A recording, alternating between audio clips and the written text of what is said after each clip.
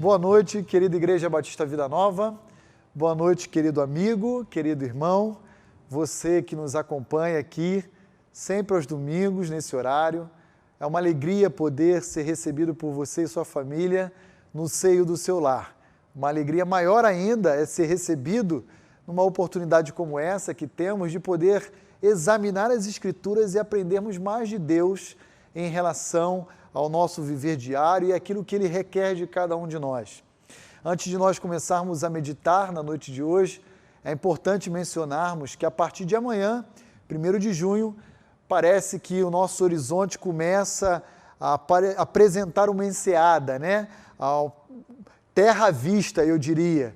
Parece que a partir de amanhã, algumas partes do nosso estado, aqui de São Paulo, já dará início a uma flexibilização e nós ainda estamos aguardando a manifestação local aqui do nosso município, da nossa cidade, por meio do prefeito, de como nós iremos proceder daqui para frente. De maneira que eu quero convocar a Igreja Batista Vida Nova a continuar orando ao Senhor para que esse tempo se abrevie e a gente possa, o quanto antes, se reencontrar nesse espaço bonito que o Senhor nos proporcionou e assim matarmos a saudade de um culto presencial, porque o que nós temos realizado não é oficialmente um culto, são apenas reflexões bíblicas, ok? Muito bem, nós vamos continuar estudando o livro do profeta Naum. Hoje é a nossa penúltima mensagem, pretendemos concluir a exposição desse livro no próximo domingo e na noite de hoje nós iremos examinar o capítulo 3, os versos 8 a 13 do capítulo 3 do livro do profeta Naum. E como os irmãos já devem ter percebido, o pastor Roni gosta muito de provérbios populares, jargões comuns. E temos aprendido que Deus, através da sua justiça retributiva, haverá de julgar a nação assíria, e o capítulo 3 está dedicado à queda especificamente de Nínive, a capital do Império Assírio Antigo. Na noite de hoje eu queria tomar emprestado mais um jargão popular, e eu queria meditar na noite de hoje, olhando para essa passagem, sob a seguinte ótica: quem com ferro fere, com ferro será ferido, ok? Essa é uma palavra que não é minha, é uma expressão chamada de trava-língua. Você já ouviu essa expressão, trava-língua? Tenta pronunciar esse tema do nosso estudo hoje de forma rápida aí no seu lar. Quem com ferro fere, com ferro será ferido. Né? E aí a gente tende a atropelar aí as consoantes, as vogais e travar a nossa língua. Mas a verdade é que esse provérbio, ele foi elaborado, não sabemos por quem, com o intuito claro de mostrar que as más ações que nós executamos, elas voltarão contra nós numa espécie de um bumerangue. Acho que a turma de hoje, as crianças, não sabem tanto quanto é um bumerangue, mas aquele elemento que a gente brincava antigamente, né? E ele ia até um determinado lugar e ele voltava com a ação do vento por causa do seu desenho, do seu design. E ele ia e ele voltava. De forma que esse tema que nós iremos estudar na noite de hoje transmite exatamente essa ideia para mim e para você. Errei agora. Quem com ferro fere, com ferro será ferido. E é exatamente isso que a nação da Síria vai amargar em seus dias. Então olhe comigo a leitura dos versos 8 a 13 de Naum, capítulo 3. Já caminhando para o final, então, desse livro. És tu melhor do que Amon, que estava situada entre o Nilo e os seus canais, cercada de águas, tendo por baluarte o mar, e ainda o mar por muralha? Etiópia e Egito eram a sua força, e esta sem limite, Put e Líbia o seu socorro. Todavia ela foi levada ao exílio, foi para o cativeiro. Também os seus filhos foram despedaçados nas esquinas de todas as ruas. Sobre os seus nobres lançaram sortes, e todos os seus grandes foram presos com grilhões. Também tu, Nínive, serás embriagada e te esconderás. Também procurarás refúgio contra o inimigo. Todas as tuas fortalezas são como figueiras com figos temporões. Se os sacodem, caem na boca do que os há de comer. Eis que as tuas tropas, no meio de ti, são como mulheres. As portas do teu país estão abertas de par em par aos teus inimigos. O fogo consome os teus ferrolhos. O fogo, então, consome os teus ferrolhos. Gostaria de lembrar você daquilo que nós estudamos juntos na semana passada. Naum inicia o capítulo 3 do seu livro dizendo que Nínive é uma cidade repleta e reconhecida aos olhos de Deus pelas suas mentiras, pela violência praticada, bem como roubo, e por ter suas mãos manchadas de sangue. Ai da cidade sanguinária! Chegou a hora de vocês darem conta de toda a injustiça que vocês um dia praticaram contra os outros povos. E agora, quando nós olhamos os versos 8 a 11, ou melhor, 8 a 10 do capítulo 3 do profeta Naum, nós iremos observar e aprender juntos que a Síria se apoiava em uma espécie de apoio temporário, provisório, precário, de maneira que os versos 8 a 10 vai nos ensinar que toda e qualquer segurança humana não é capaz de impedir o juízo de Deus contra toda iniquidade. Não adianta que Nínive ou os assírios como um todo se apoiassem na sua região geográfica, na proteção natural do seu relevo. Não adianta se garantir com os povos conquistados no seu histórico de vitórias e conquistas, porque tudo isso não irá proteger Nínive da fúria e da ira de Deus sobre aquele povo. Para ilustrar a queda de Nínive, que estava prestes a acontecer, Naum vai dirigir a sua palavra aos assírios nesse momento, lembrando de um exemplo muito recente a eles, de uma conquista que eles obtiveram contra uma cidade, que era uma famosa cidade localizada ao sul do Egito, chamada Noamon, que em outras palavras significa cidade ao sol, cidade do sol. Ali, uma cidade onde os seus habitantes plantaram aquela vida comunitária adorando um deus egípcio que é o deus Sol. Em algumas traduções nós encontramos a expressão Tebas, que se refere ao mesmo local, ok? De maneira que Nínive, ou melhor, os assírios, eles tiveram lançado uma tropa contra Tebas. E Tebas, muito bem protegida geograficamente, não conseguiu suportar a ira e o furor dos assírios. E veio a cair diante dos assírios no ano 663 a.C., sob o comando do rei Assurbanipal, neto do rei Senaqueribe, um famoso rei assírio. E Tebas, como o texto nos relata, era uma cidade muito bem protegida. Pela terra, Tebas tinha aliança de alguns povos fortes da época, como a Etiópia, como a Líbia, como Put, bem como toda a extensão do próprio Egito. Exércitos fortes, exércitos reconhecidos no tempo antigo.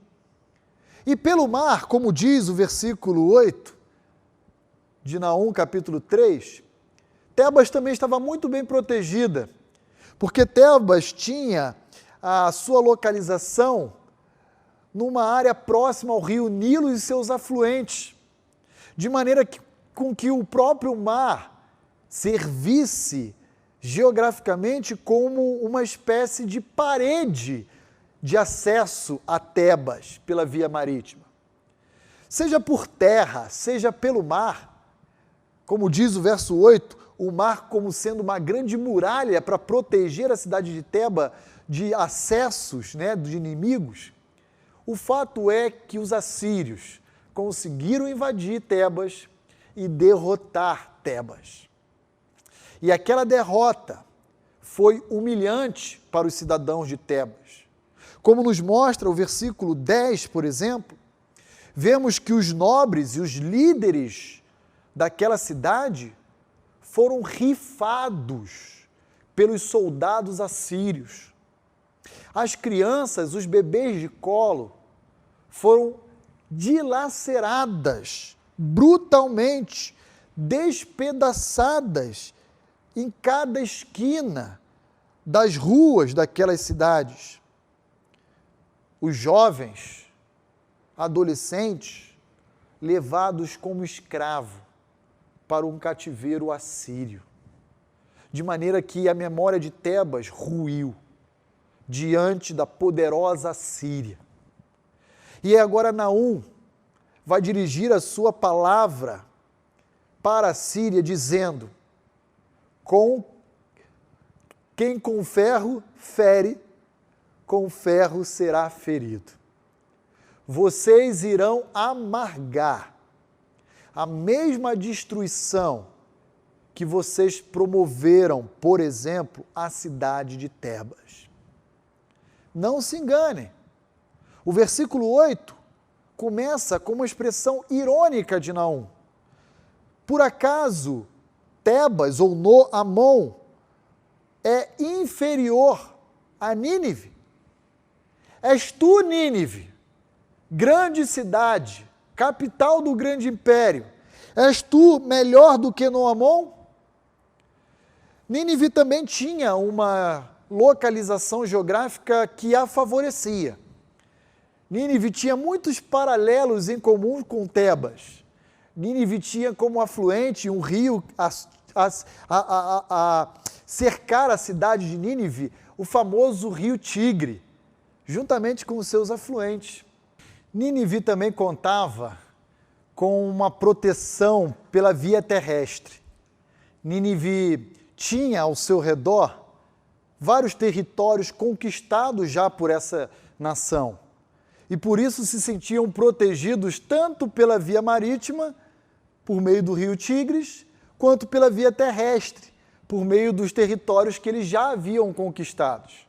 O fato é que Naum vai atacar a arrogância e a autossuficiência dos ninivitas, dizendo que os muros daquela cidade iriam ruir.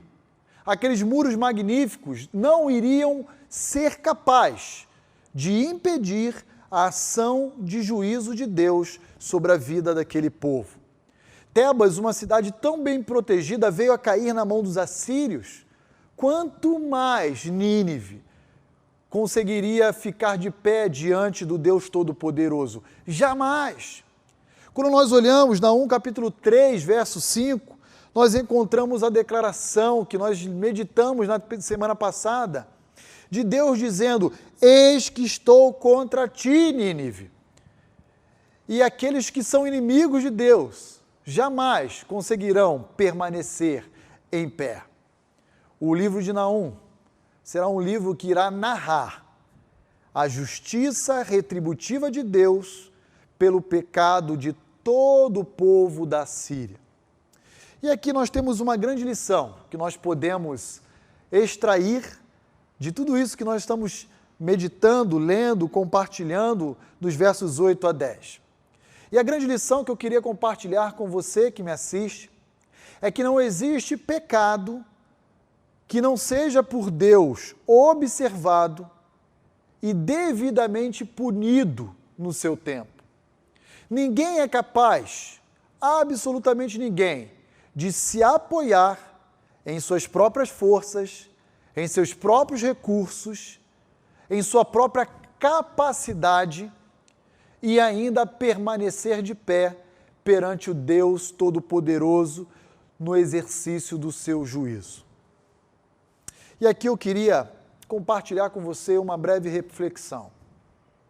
Em quem nós temos depositado a nossa segurança? Os ninivitas estavam se apoiando no seu histórico de vitórias, de lutas, de conquistas. Os ninivitas olhavam para a sua história e diziam: ninguém há na terra como nós. E acabavam se enganando, achando que poderiam vencer Deus com as suas próprias forças. Tentaram se apoiar em uma localização geográfica natural, como os rios e mares. Tentaram se apoiar no poder da espada e do escudo, como foram com as suas tropas e os seus exércitos. Mas o fato é que Nínive caiu. E todo aquele que se opõe a Deus, declaradamente, também cairá. Mas a minha pergunta a você é: em quem você tem depositado a sua segurança? Será que você tem depositado a sua esperança, especialmente quando você falha, em alguma desculpa, em alguma justificativa, numa postura de vitimização que transfere a responsabilidade a outros? Será que você tem tido uma postura orgulhosa de não enxergar os seus erros e, com isso, então, inclusive, negá-los perante todos? Ou você tem sido um homem segundo o coração de Deus, alguém ensinável, que quando pego ou surpreendido em alguma falha, reconhece cada uma delas, se retrata e repara os danos causados? Eu queria lembrar você que me assiste do texto bíblico que se encontra em Provérbios 28, 13. Provérbios 28, 13 diz: o que encobre as suas transgressões jamais prosperará, mas todo aquele que as confessa e deixa, esses sim alcançarão a misericórdia. Qual é ou qual tem sido a sua segurança quando você tem falhado? Eu quero convidar você a se refugiar debaixo da cruz de Cristo, fazendo da cruz do nosso Senhor Jesus Cristo um verdadeiro escudo em todas as oportunidades em que temos falhado, reconhecendo que a cruz de Cristo nos protege dos nossos próprios atos de injustiça. Não há outro refúgio que seja capaz de nos oferecer a segurança de que tanto necessitamos.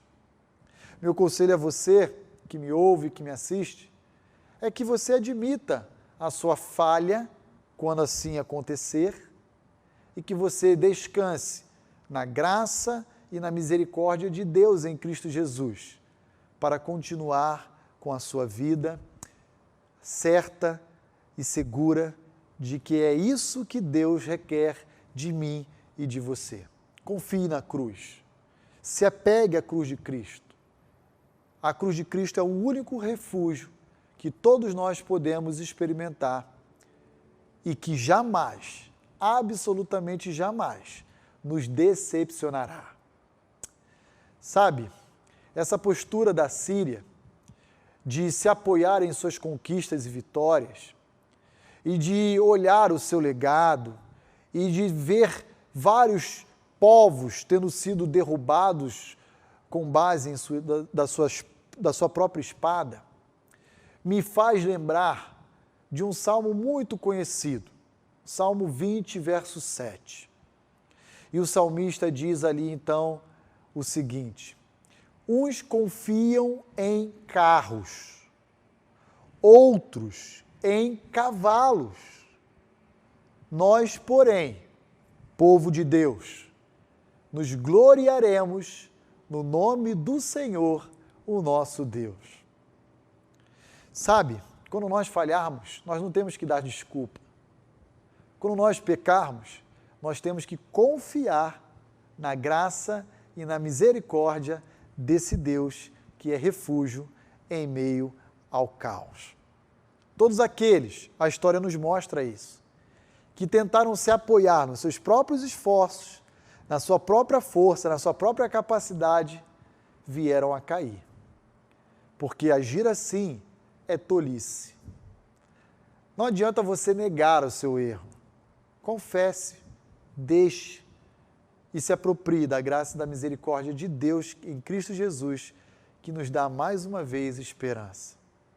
Mas olhando ainda na leitura que nós realizamos de Naum capítulo 3, eu quero também dedicar agora a nossa reflexão aos versos 11 a 13. E o verso 11 a 13 nos diz o seguinte: também tu, Nínive, serás embriagada e te esconderás. Também procurarás refúgio contra o inimigo. Todas as tuas fortalezas são como figueiras com figos temporãos, e se os sacodem, cai na boca dos que há de comer. Eis que as tuas tropas, no meio de ti, são como mulheres. As portas do teu país estão abertas de par em par aos teus inimigos. O fogo consome os teus ferrolhos. E aqui eu queria afirmar a máxima que esse texto nos ensina, de que o histórico de vitórias e conquistas de Nínive de nada valerá na hora da aflição, na hora do caos. É exatamente isso que Naum quer nos ensinar nos versos 11 a 13. Inúmeras metáforas se multiplicam nesse final do livro em um esforço comum de comunicar a absoluta impossibilidade de Nínive permanecer de pé. Nínive jamais irá conseguir escapar da justiça de Deus. E aí nós encontramos Naum nos oferecendo 5 metáforas aí nesses 3 versos, versos 11 a 13. Primeira metáfora, a de respeito a um bêbado cambaleante. Segunda metáfora, a um fugitivo em pânico. A terceira metáfora, a uma árvore que, sacudida, permite com que os seus frutos maduros caiam na boca daquele que a colhe.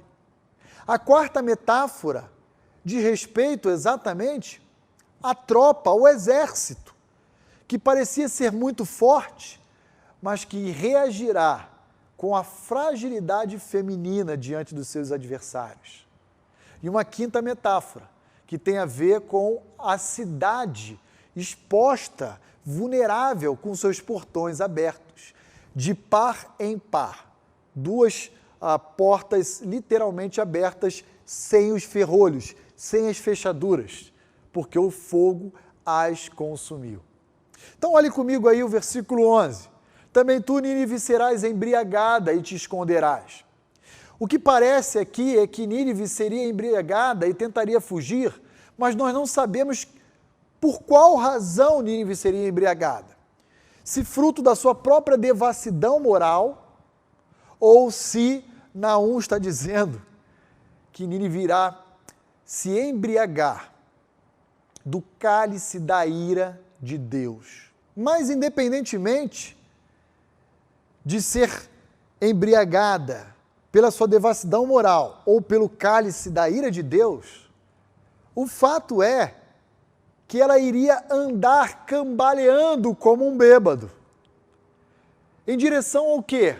Em busca de um refúgio. É exatamente isso que nos conta o final do verso 11. Nínive vai procurar, ou melhor, os ninivitas, um refúgio contra o seu inimigo. E infelizmente não encontrará. Ela irá fugir desesperada, mas cambaleando como um bêbado não conseguirá a própria proteção e irá cair. Depois encontramos a figura de uma árvore, que quando produz frutos que estão maduros, você sacode e cai. E será exatamente esse cenário que os medos persas farão com a Assíria. Irão sacudir até que todos eles caiam.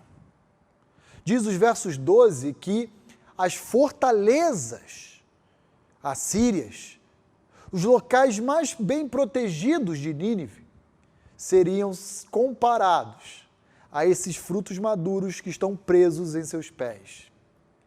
Que basta encostar e sacudir que toda aquela estrutura iria ruir.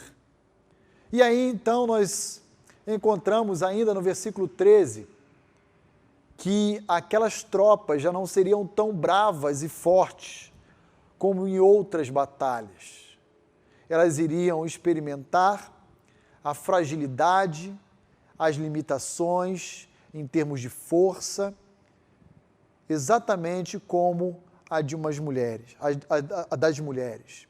E aqui não é demérito algum falar sobre isso, especialmente para cada uma das mulheres que me assiste nesse momento. Simplesmente o que Naú está reconhecendo é que a estrutura feminina, ela é mais frágil do que a masculina. E essa comparação que Naú atribui à tropa do exército assírio, dizendo, vocês não irão permanecer de pé. As cidades que vocês julgavam ser bem protegidas, como Nínive, os seus muros, belos, altos, irão ruir. E nem a fechadura dos portões de entrada da cidade irão permanecer de pé. Toda a cidade irá ser devastada por completo.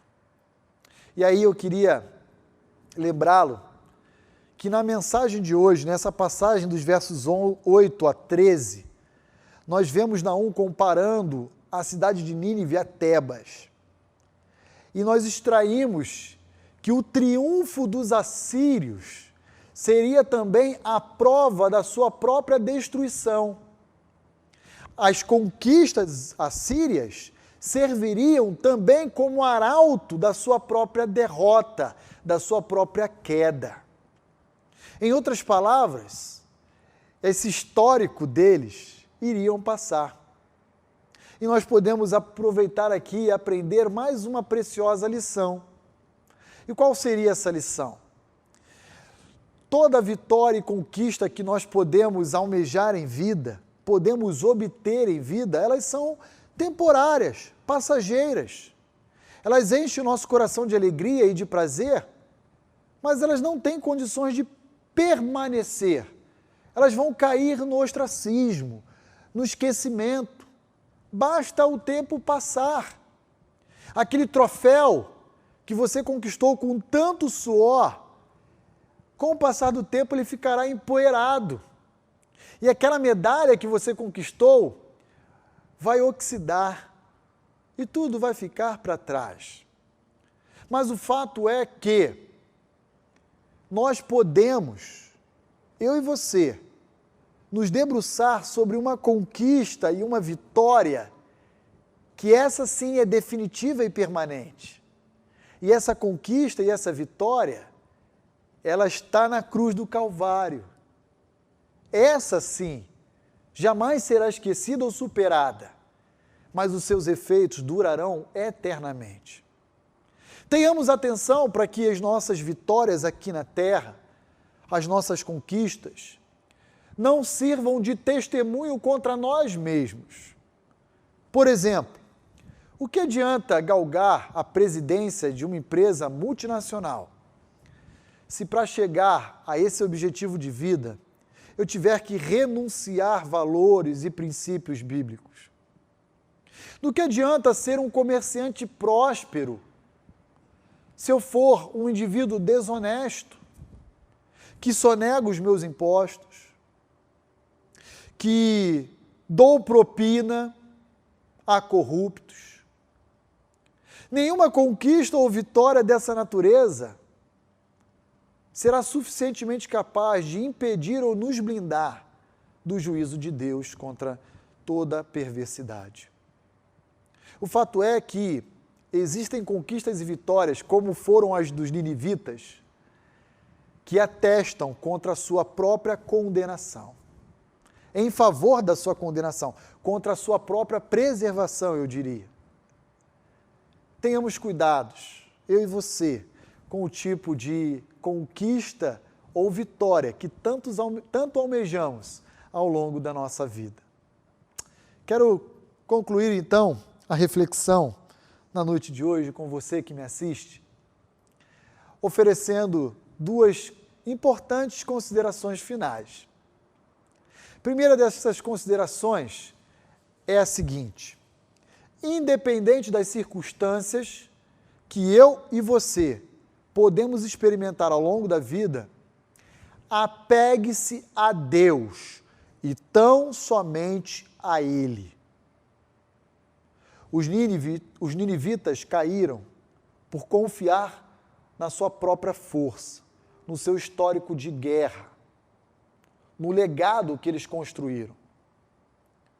Mas isso não permaneceu de pé diante do dia do juízo de Deus. Apegue-se a Deus. Especialmente em dias de tanta turbulência como os que nós estamos vivendo atualmente, problemas econômicos, sociais, relacionais, apegue-se a Deus. Eu queria lembrar você do que Salomão nos ensina no livro de Provérbios, capítulo 3, versos 5 e 6, que diz o seguinte: confia no Senhor de todo o teu coração e não te estribes, ou melhor, apoie no teu próprio entendimento. Reconhece-o em todos os seus caminhos e ele endireitará as tuas veredas. É mera ilusão achar que podemos confiar em qualquer outra coisa que não em Deus e ainda assim permanecermos de pé. Não adianta confiar no que eu tenho, no que eu conquistei, no que eu sou. Precisamos confiar e depositar a nossa esperança apenas em Deus. Somente Deus pode nos oferecer refúgio em meio ao caos. E se apegar a Deus é confiar em Cristo. A Bíblia nos diz de forma muito clara que se apegar a Deus é depositar a sua fé no Senhor Jesus Cristo como Senhor e Salvador da sua vida. É depositar em Jesus toda a nossa confiança diante de tempos de angústia, diante de tempos de instabilidade, ou mesmo durante os dias bons também. Clame a Ele, confie nele e descanse nele. Segunda e última consideração para a nossa reflexão de hoje. Eu queria lembrá-lo que a base da nossa maior vitória encontra-se na ressurreição de Cristo Jesus.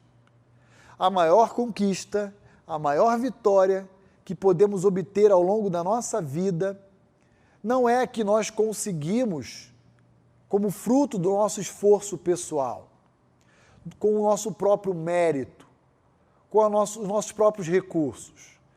Mas a nossa maior vitória foi conquistada por Cristo Jesus na cruz do Calvário e atribuído a mim e a você. Naquela manhã de domingo, no terceiro dia após a sua crucificação, Jesus definitivamente venceu o pecado e a morte. E essa conquista jamais será perdida. E uma vez que ela foi atribuída a nós, jamais poderemos desprezá-la ou deixá-la no passado. É por causa da morte de Cristo Jesus na cruz do Calvário e da sua ressurreição que nós podemos ter a maior de todas as conquistas nessa vida, o verdadeiro refúgio em meio ao caos. Eu quero orar com você nesse momento e agradecer a Deus por mais essa oportunidade tão especial que Ele nos oferece em meio a um texto que aparentemente parece ser difícil, mas quando lido dentro do seu próprio contexto, nos ajuda a compreender a realidade do que Deus quis ensinar, não apenas aos assírios, mas também ao povo da aliança, ao povo pactual de Israel. Vamos orar? Senhor, muito obrigado a Deus pela exposição da Tua palavra na noite de hoje. Obrigado por sermos lembrados pelo Senhor que, diante de toda e qualquer aflição, nós não podemos, nunca deveremos, nos apegar ao nosso histórico de conquistas, de vitórias, de sucesso e fazer dessas coisas o nosso fundamento e a nossa segurança. O problema, Deus, é que o nosso coração corrupto muitas vezes nos volta para essas coisas e nos ajuda a enxergar nelas a suficiência das nossas vidas. Não permita, ó Deus, com que o nosso coração segue o nosso entendimento, uma vez que ele foi iluminado pelo Teu Santo Espírito, mas transforma o nosso coração, dando-nos um novo coração, um coração diariamente transformado. Senhor, por favor, eu peço por mim e pela Tua igreja, reconhecendo a Deus, como diz o salmista, que uns confiam em carros, outros em cavalos. Todavia nós, Tua igreja, faremos menção ao nome do Senhor. Essa foi, sem dúvida alguma, a atitude de Davi ao enfrentar o grande gigante Golias, lá filisteu. E a partir desse exemplo e dessa experiência, Davi alcançou, logrou sucesso, vitória, que o Senhor conferiu a ele. Senhor, nos ajude sempre a lembrarmos que a nossa maior vitória não vem daquilo que nós conquistamos com o nosso suor, mas daquilo que Cristo Jesus conquistou ao morrer na cruz do Calvário em nosso lugar e ao ressuscitar naquele terceiro dia.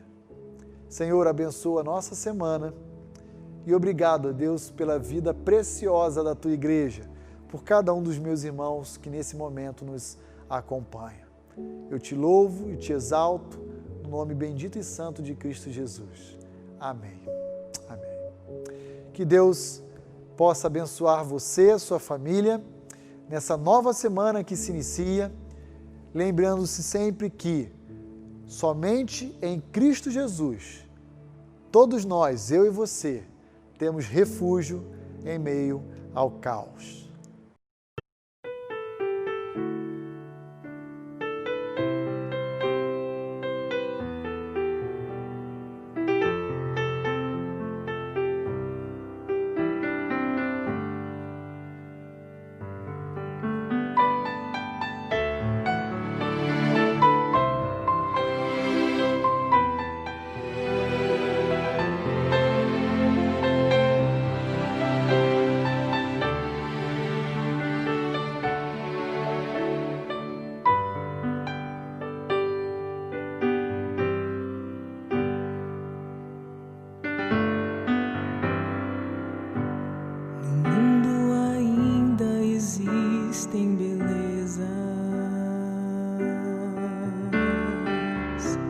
Que alegram a vida e nos fazem sonhar.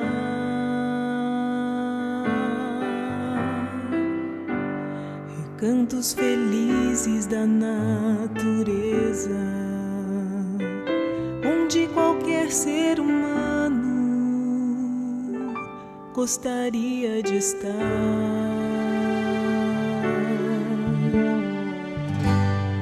Mas de todos os lugares,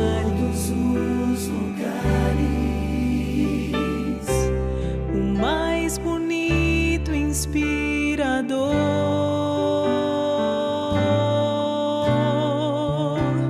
é onde fico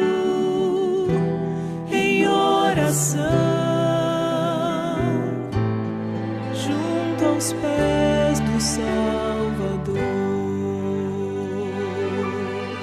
O melhor lugar do mundo é aos pés do Salvador. É ali onde há esperança, traz alívio ao sofredor. É ali onde eu me encontro com a fonte do amor. O melhor lugar do mundo é aos pés do Salvador.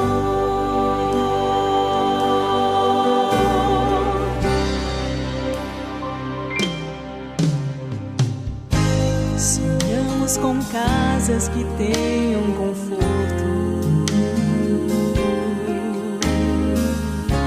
talvez numa encosta com vista pro mar.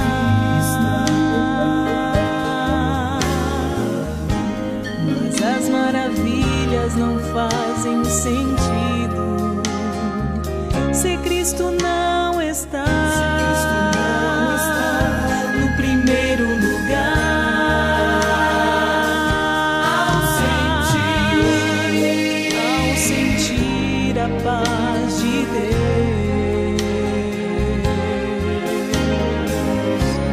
seu poder e amor profundo, eu posso estar onde for, estou feliz por me encontrar no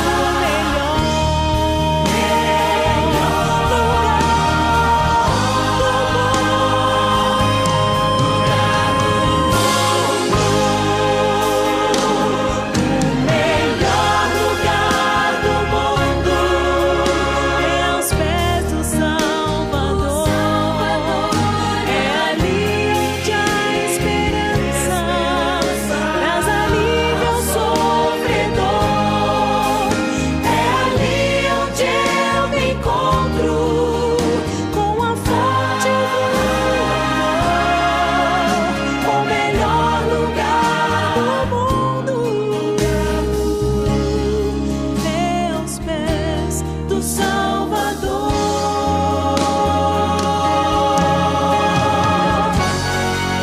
O melhor lugar do mundo, melhor lugar é aos pés do Salvador.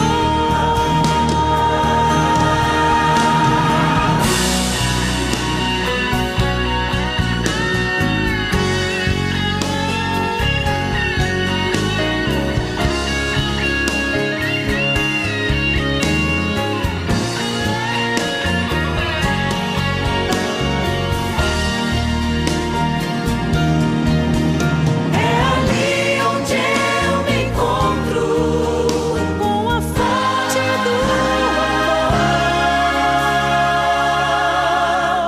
O melhor lugar do mundo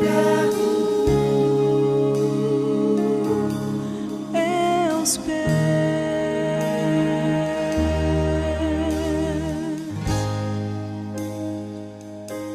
do Salvador.